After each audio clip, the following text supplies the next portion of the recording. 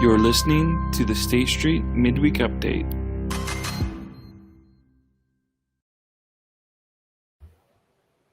All right, welcome to the State Street Midweek Update. Sorry for the technical glitches we had. Becky, can you hear me? I can. Hey, look at us. Finally figured this out. This is what happens when we don't have like a tech team behind us when we try to do something during the week. Every weekend we have a pretty extensive and very talented tech team that takes care of everything for us. And this is just us, like, you know, two monkeys trying to do computer work, not knowing what we're doing. So anyway, glad that you're with us. I'm glad that you've joined us today. If you're streaming with us, let us know in the chat. We'd love to hear from you. Hey, Pastor Becky, how's your week? Your birthday was this week. Happy birthday. How did everything go? That's good. Good. Good. Anything else fun happen this week? Gosh, that's so much pressure. What'd you say? So much pressure. I mean, I don't know. No, just same. Yeah, no, it's been a week. We've had I always say we had a busy week, and I can't figure out what made us busy, but we've had a busy week.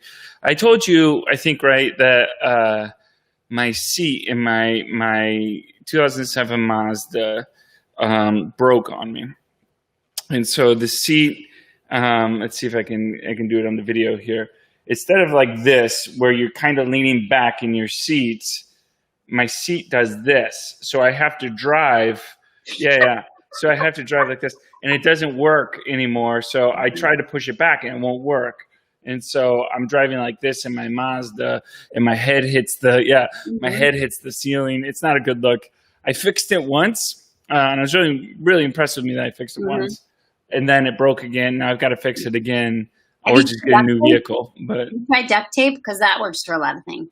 Yeah, I keep on telling myself I can fix it because I'm pretty cheap that way, and I'm like, I can fix it.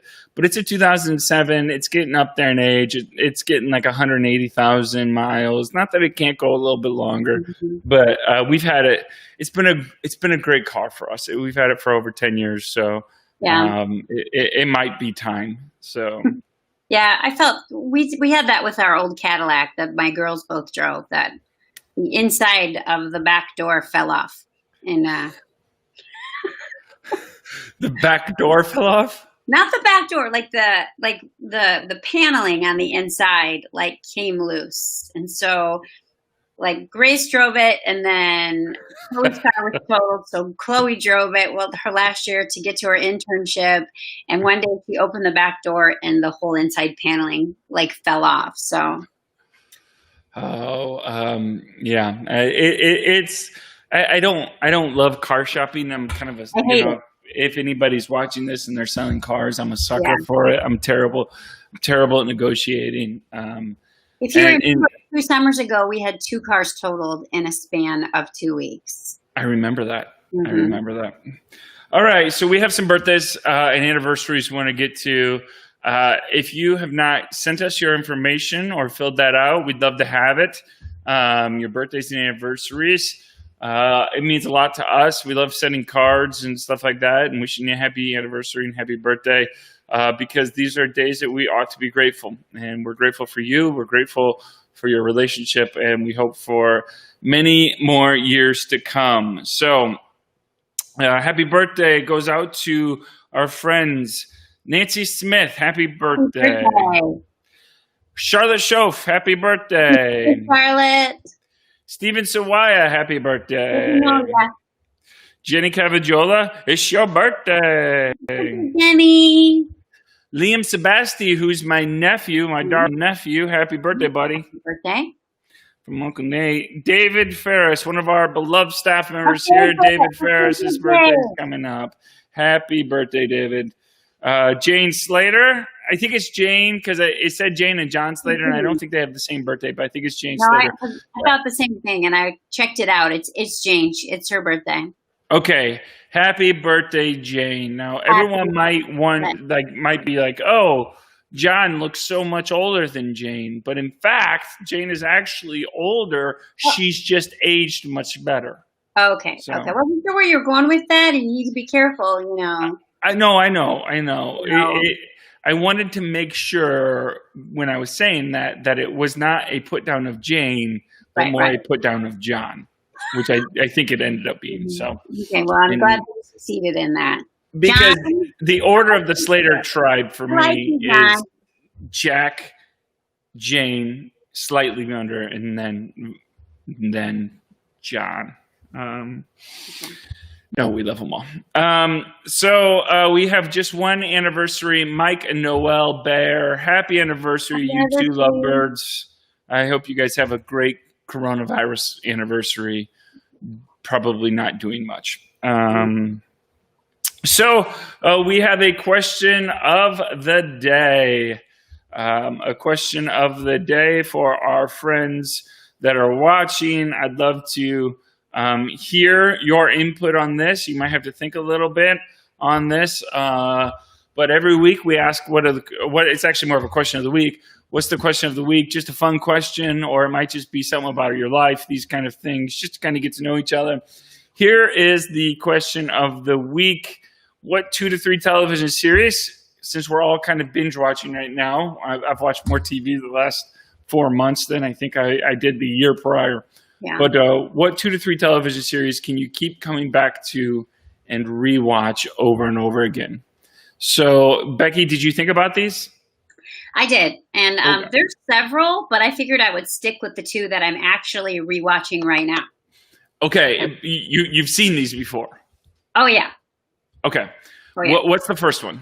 The first one is The Good Place. I'm rewatching that because my oldest daughter, Chloe, had watched part of it but never finished the final season. So we started all over from the beginning again. And I love that show. And I think it just gets better as it goes. It's clever. Do you have a favorite character? Is it Chidi? No. Probably Jason. No. I take that back. It's Janet.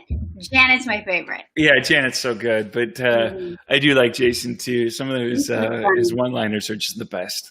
Yeah, but Janet is, she's my favorite. Okay, so then what about... Yeah. Oh, did you want to ask me a question about The Good Place? No. No, I was going to ask you what the other one, the second one is. The other one, I restarted again a while ago, just recently, is Parks and Rec. Mm-hmm. Leslie Knope, the main character of Parks and Rec, is perhaps one of my all-time favorite television characters. Some people have told me that I remind them of Leslie Knope. Maybe that's why. I don't know. I'll take that. I think it's a compliment. The show's hilarious. And she's an awesome character. Yeah.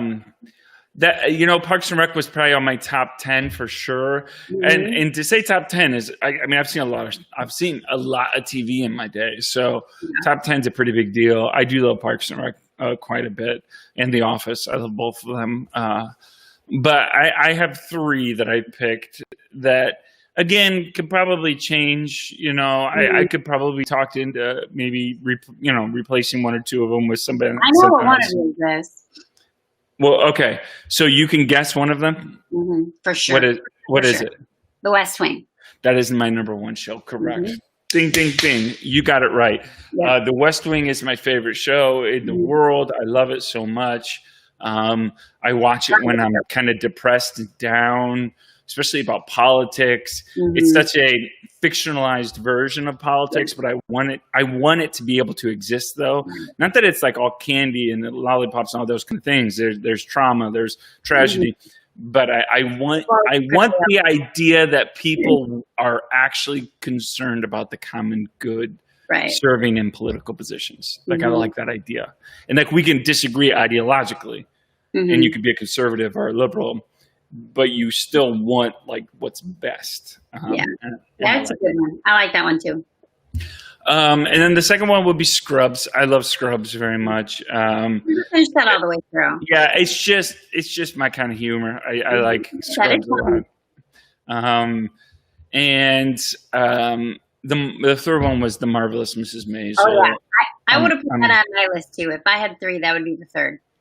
Because I just love the characters so much. And we talked about this yesterday at the Pax Center a little bit. You and I did, but the dad is just, I think, one of the best characters on television. I think he's just so good. Yeah. I like how they complicate the characters' narratives.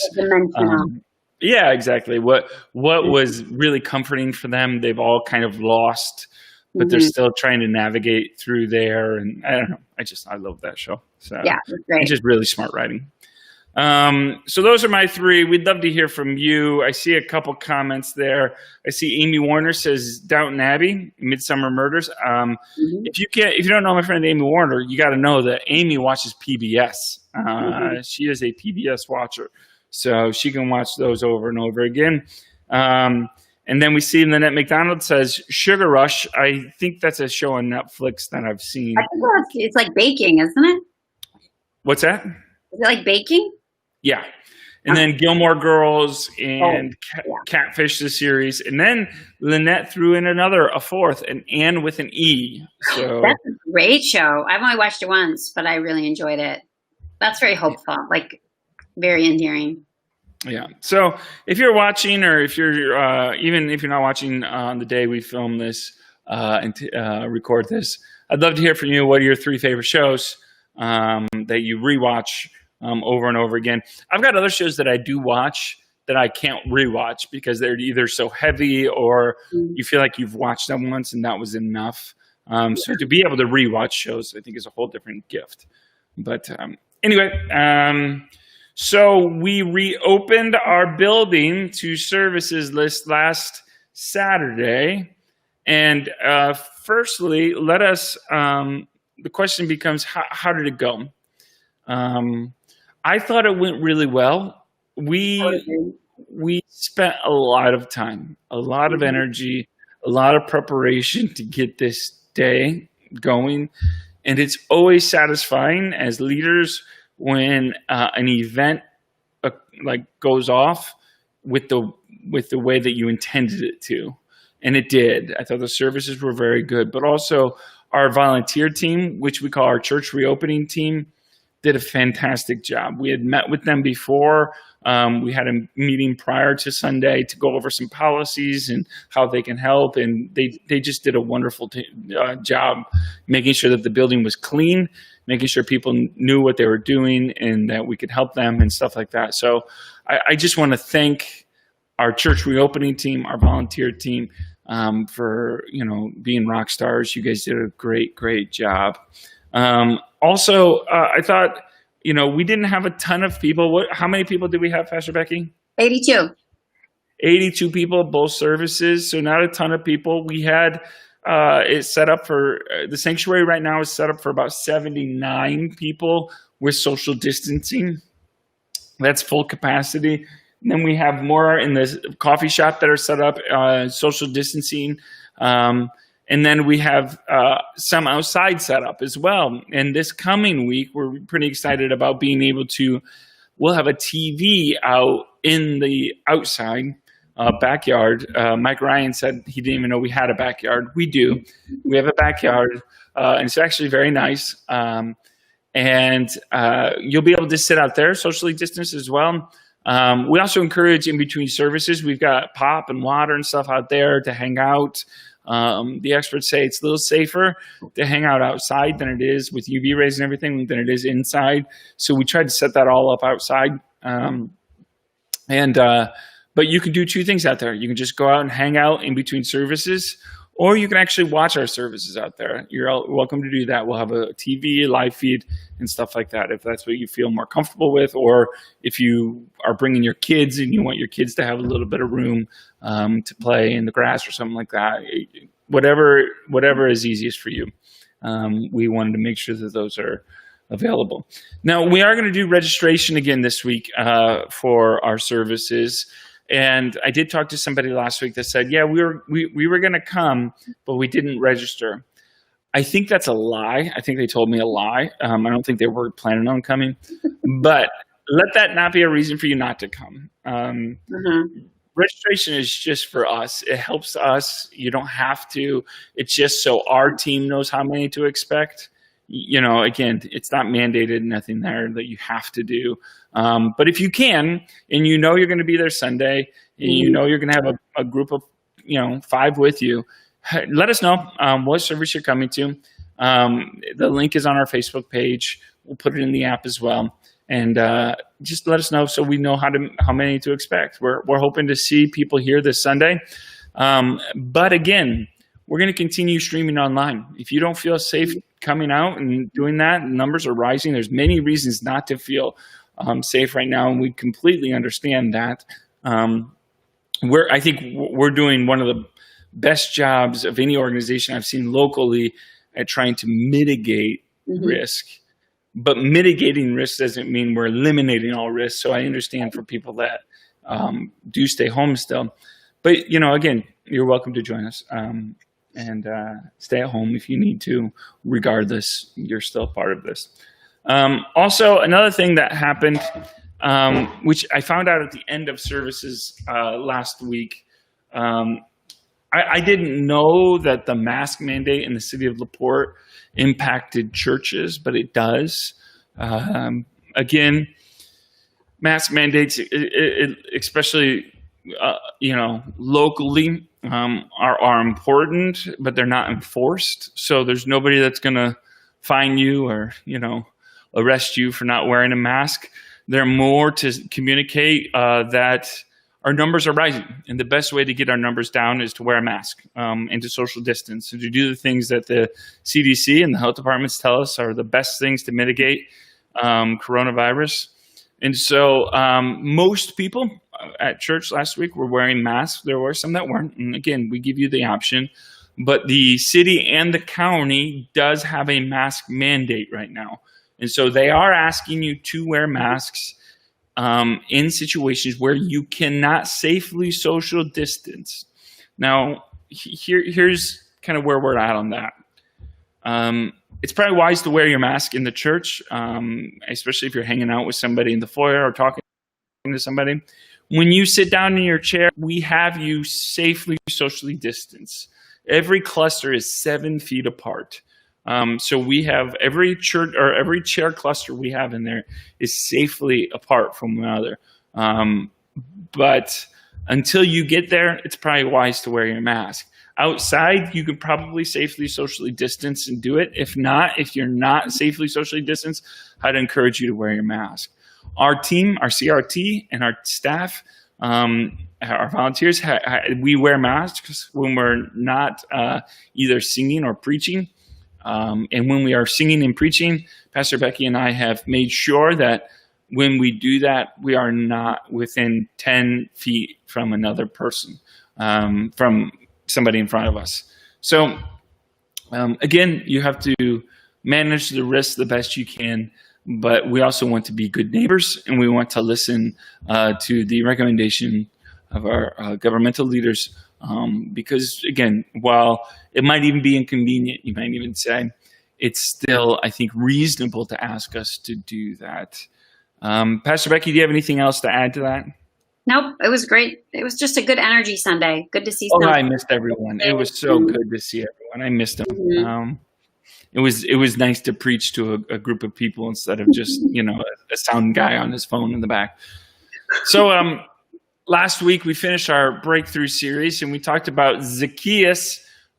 Before I get into any of my stuff, Pastor Becky, anything from this service last week you want to talk about? Any thing that kind of grabbed you? It's okay if nothing. No, it's all right. It was good all around. It's always good. Like you said, it's always good to kind of be able to zero in on the things we're studying about and kind of tie it to the things we're actually. So what did you think about this point I made? Because I struggled with this, okay? Mm-hmm. And I said it in the sermon that I really struggled with this point, but I could not find a way out of it. Okay. So one of my points was there is no unlovable person. There are only people who choose not to love. Mm-hmm. And I tried to find a reason to not agree with myself there. And I couldn't find a good reason not to, especially for, again, that's not to say that I don't have a hard time loving people, and that there are certain people that are harder to love. Mm-hmm. But in the economy of Christ, do you think our call to love is to everyone, or is it just to some? What are your thoughts? Oh, absolutely, it's to everyone, and that's not always obviously not easy, because some, like you said, some people make it very hard. But I think in the economy of Christ, to use that language, I think we figure out ways to love people. You know, how do we shift to do the best that we can to love? Because that's the greatest commandment, right? I mean, love God, love others. So we don't get to pick and choose, because that's a kind of rough. If we get to pick and choose who we love, we're all going to pick the easy people. Yeah. People that like us are just people that are like us, you know, either the ones that like us or the ones that look like and act like us. So. But you know, it's funny, because I was a teacher for a lot of years, and oftentimes there were students that when I first got to know them, they were like the quote unquote, you know, trouble students or whatever, the troublemakers, who were sometimes really difficult, but through the course of the year, they became my favorites. Just in learning about them and who they were and connecting with them, they ended up being some of my favorite kids. So I can say that now, since I'm not a teacher anymore. No, and I hear that actually quite often. And, you know, I guess my hesitation for that, and I really did, I changed it. I went back to it. But I wanted to make the point, because it was for me, such a hard truth to live with. I think the hard thing for me is anytime you say that, I don't want to add guilt to anybody that's having a hard time loving, especially somebody that's oppressed them, somebody that's hurt them. Because that is a hard calling, to love the people that have hurt us, and to love your enemies, and to do all these things. However, it is the choices that, as people who, you know, are trying to love like Christ, trying to follow us in the ways of Christ, that we're trying to get to. We are trying to be people that love our enemies, that love those who do us harm, that love, you know, all the people that don't love us back. And to be truthful, I'm not there yet. I still get really angry at people who hurt others. It doesn't make me as angry when you hurt me, because I can deal with that. I've had a lot of bad things said, or, you know, things like that. I mean, I still get my feelings hurt, but I can deal with that better. But if they hurt what I view as somebody that's more, you know, like a victim than me, than a 6'5" dude like me, it really does bother me, because they didn't deserve it. And so I don't want to add to guilt. I don't want to add to shame.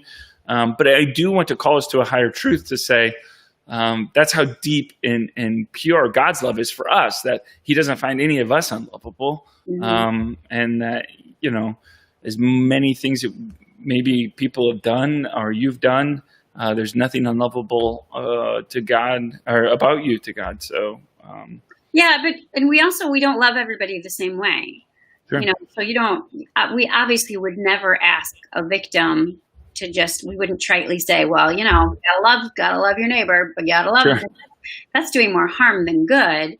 But we figure out, you know, what's the healthiest way, you know, and sometimes it's a hard thing to figure out, but it doesn't always look the same. And I don't know what the answer is all the time, because I don't think there's a blanket answer to that. But yeah, I remember a situation. I was not the lead pastor or anything, but where there was a divorce happening, and a woman was getting abused by her husband, and there was a lot of pressure on her to do the right Christian thing, to love her husband and essentially go back into the abusive relationship, right? And I thought that even then, I was young, but I thought that just can't be right. No. We ought not to pressure a man or a woman to enter back into abuse, or just to, you know, well, they said they're sorry, you should go back. You know, well, you know, there's something about contrition and reconciliation and restoration that often takes significant amounts of time, and sometimes the healing for that can almost seem insurmountable. So, so again, I just wanted to make sure that, I articulated that point maybe in a little bit more detail, because again, I think it's right. I think it's a hard truth. I don't think there are unlovable people. I think there are moments when I choose to not love others. But more importantly, I don't think there's ever a point when you're unlovable or the people we know are unlovable. Even you, Crain, even you. So anyway, that was the last week of that series. We start a new series. It was fun. I really liked the Breakthrough series. It was a lot of fun. We got to talk about faith paradigms, these kind of things. But this Sunday, we talk about a new normal, finding new rhythms of life. The kind of tag for this series, I'll read it for you real quick, is join us for a new sermon series called A New Normal, Finding New Rhythms of Life. This 4-week series reminds us that God is with us in the disorienting, culture-shifting situations we find ourselves in, whether because of a global pandemic like COVID-19, a new life stage by choice, or a sudden change by chance. As we're all navigating new normals and trying to make sense of the world we live in now, we hope you join us online or in person for this next series here at State Street, 8:30 and 10:30 on Sunday mornings. I don't think there's any announcement other than if you can register to attend, that'd be great. I don't think I have anything else. Pax Center's going well. Hey, also, Jackson Street Community Garden and Brighton Street, we do have produce for you to pick. Most of our produce is you pick this year because of COVID-19. We didn't do a lot of our programs, but we did want to make sure that we did provide produce. And so much of our produce is just you pick. So if you see something there, we do have share tables as well. If you're not comfortable picking or you don't know how to pick produce, I'm telling you, there is a way to rightly pick produce. Just go to our share table and check it out. And there's typically 3 to 4 times a week, somebody will pick it and they'll put it on the table for anybody to take, anybody. And so help yourself there. The Pax Center Food Pantry is still open 3 times a week, Wednesday and Thursday from 12 to 1:30, and Saturday from 9 to 10:30. Our community meals are still open. They're still grab and go, though, at Monday for lunch and Wednesday night. Lots of good stuff coming here. The State Street Preschool is working on our new policies for reopening in the fall and what that will look like. We just kind of started dipping our toe in the water of that. We've been waiting for the reopening plans from other schools and all that kind of stuff, but hoping to have something out to people, Miss Kathy Clays and I, within the next couple of weeks on that, so people know what to expect and how we can create a safe environment for our kids and their parents and guardians and our teachers. All right, it's time for show and tell. This is a time in our podcast where you share something you've learned. So maybe you're learning, maybe it's something you watched or read, or just something that's on your mind this week, whatever you want that we haven't talked about yet. Just share it with the group. So go ahead, Pastor Becky. What do you have this week? Anything? Yeah, this week I kind of returned to the basics of writers, and people who have influenced me. And that's Sarah Bessey. I was listening to her this week, and if you've ever heard me preach, you've heard Sarah Bessey, because I quote her often. She is probably tied for my number one. She's your. Would you say she's your Sarah Bestie? Yes, I would say that. And so any of her books are good. Jesus Feminist, Out of Sorts. Her most recent is Miracles and Other Reasonable Things. But she has such a way of she writes beautifully. I mean, it's just so filled with grace and it's beautiful. But I was listening to her this week in an interview, and just to hear her speak, she just has this way of, she's a beautiful person, and she loves Jesus, and that oozes from everything that she does. And she was talking about something this week when I was listening to her about how you can hold grief and hope both together. And sometimes I think we feel like we have to do either or. And she talked about this idea of being able to hold both at the same time. You can grieve something and still be hopeful. That really resonated with me. I thought it was beautiful. And so I always recommend her. She's awesome. Do you feel kind of in this time that, because that's a really good point, Beck. I feel like those two words really encapsulate so much of this season we're in, hope and grief, right? Because I keep on every day. I check to see how our vaccines are going and how, looking for the best news that we can find and trying to latch myself onto that. And then also dealing with the pain of hundreds of thousands around the world dying and poverty and all these kind of things. And like, it is such a weird kind of juxtaposition to be in, to hold both of those in tension, So that's really good. What was that book again, though? This was in a podcast I was listening to that she was talking, and it was. Do you remember which podcast? I think it was Jen Hatmaker's. Okay, all right. Yeah. Actually, it is. It's part of her Enneagram. Because she's an Enneagram 9, I think, right? I saw that on Twitter. It's the 9th week, and she was talking to her, and I just every time I listen to her talk, she gives me hope. Beautiful. Yeah, no, she is a great gift, I think, to the church. I met her. I met her in person a couple of years ago. Did you cry? Oh, I couldn't get 2 words out without just blubbering. Like, you mean so much to me. It was, and I don't even care. I'm not even going to say I'm sorry, because I'm not sorry. It's okay. Hey, you don't have to apologize. Live your best life, Crain. That's what I say. So for me, I'm not reading anything particular, any books this week. I am reading a lot, but I'm trying to wrap, as a parent, I was 3 kids in elementary and middle school, and with reopening plans being published by schools, and some schools like Portage is an area school of ours that has decided to do all e-learning for the first 9 weeks at least. We have a teacher from Portage that attends. So yep. We have some other schools that their plans seem, if I'm being honest, a little bit lax.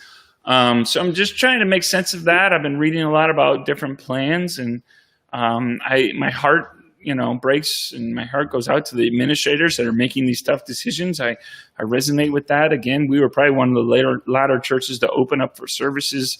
And it wasn't because we didn't want to, but because we wanted to make sure we could do it safe. And it took a while to get ready to do that.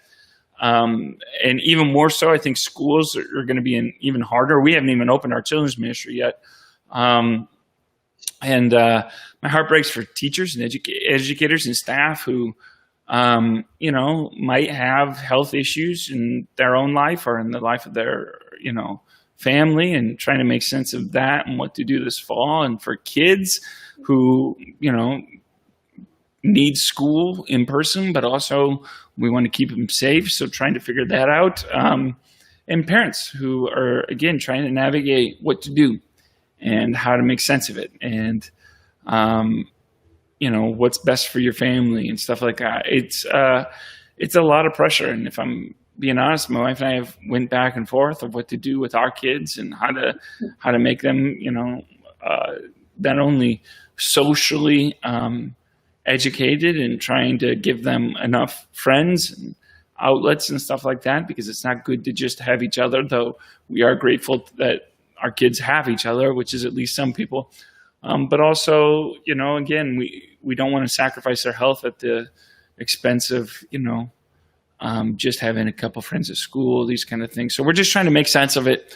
I'm praying for our local schools and the leaders, for the parents and the educators and the students, and community leaders. And I think everyone just needs to be as kind as possible. It's fine to have an opinion. I have a point of view as well, and we ought to communicate our points of view, but I think we can still be kind and respectful as we do it, and know that it's a tough situation for all of us, and we just need to be wise and diligent as we go forward.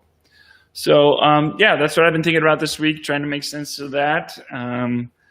yeah, I'm looking forward to Sunday. New series, seeing some people. Hopefully it'll be decent weather. I think last time I checked it was supposed to rain, but hopefully it won't. And we'll be able to see some more people on Sunday.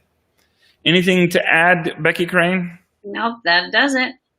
All right, everyone. Thanks so much for listening to the State Street Midweek Update. My name is Pastor Nate Loucks. This is Pastor Becky Crain with me.